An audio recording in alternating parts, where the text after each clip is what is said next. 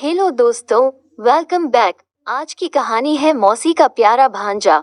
मेरा नाम सीमा है। मेरी शादी को 2 साल गुजर गए थे, लेकिन अब तक मुझे कोई बच्चा नहीं था। हमने सभी टेस्ट करवाए लेकिन उसमें कुछ नहीं आया। मुझे लगा शायद मैं ही बांझ हूँ, इसीलिए मैं ये सोच सोच कर बहुत रोने लगी। हम IVF नहीं करवा सकते थे क्योंकि यह बहुत महंगा था। इतने पैसे हमारे पास नहीं थे।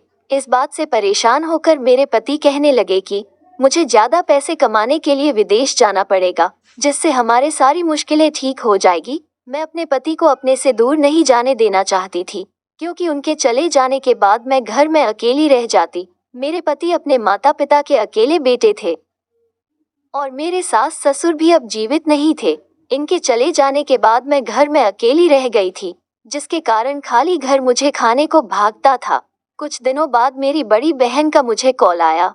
वो कहने लगी कि तुम्हारा भांजा अब बड़ा हो गया है और वह अब कॉलेज में एडमिशन लेना चाहता है। उसका हॉस्टल बड़ा महंगा है, इसीलिए मैं सोच रही थी कि वो तुम्हारे पास रह लेता, जिससे तुम्हारा भी मन लगा रहता।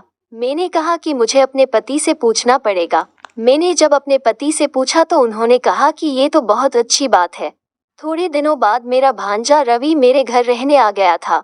उसके आ जाने के कारण मुझे भी बहुत अच्छा लगने लगा था, क्योंकि वह मुझे अपने दूसरी माँ मानता था। वो घर के कामों में भी मेरा हाथ बटाता था, जिसके कारण मुझे भी काफी रेस्ट मिलता था।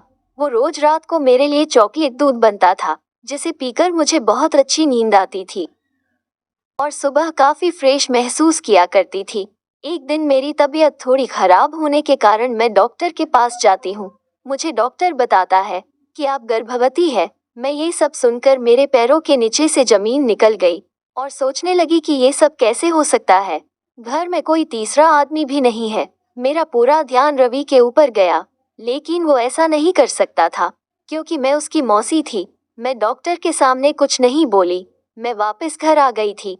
मैं बहुत परेशान थी, जिससे देखकर रवि ने मुझसे पूछा कि मौसी क्या हुआ, आप बहुत परेशान लग रही है। मुझे रवि को देखकर बहुत घिन आ रही थी।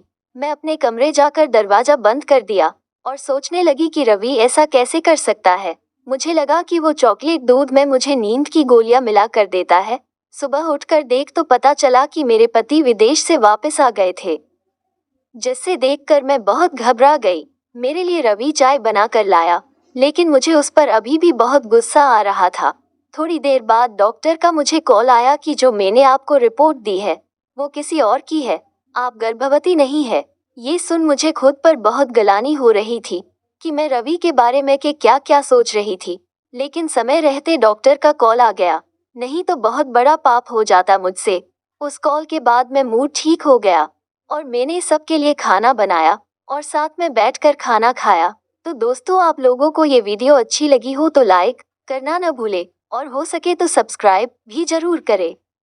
Thanks for watching.